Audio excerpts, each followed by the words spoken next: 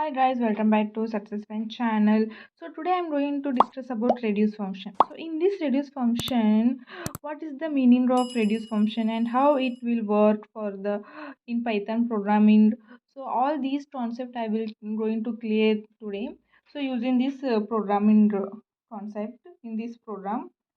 So, what is the meaning of reduce function means? The reduce function takes a function and list as an input, okay?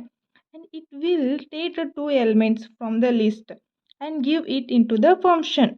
So, what it will do here, let us take an example. So, this is a reduce function. So, in the model of function tool, so we are a shortcut it is. This is a function tool. We are shortcut it as an f. So I'm defining the summation of, so now I'm defining the summation of x comma y and return x plus y means if you give two values it will return the summation, okay. And you in it sum the all the values how it means in the first iteration.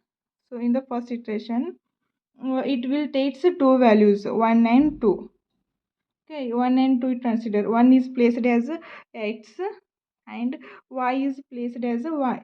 So this function return as a 1 plus 2 means equal to 3.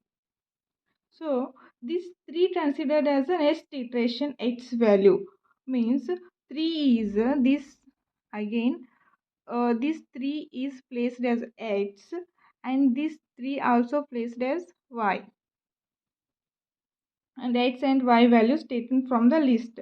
So next element from the list like this again it will 3 plus 3 equal to 6. Again this 6 will replace into this x value 6 plus again it will take y value as 4. So how much?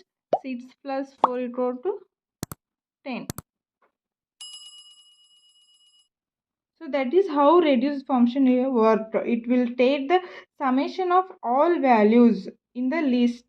So if you want to consider here x plus y, now you can take x into y like that also. So this is all about the reduce function. I hope this concept clear. Please subscribe my channel and share and support guys. Thank you.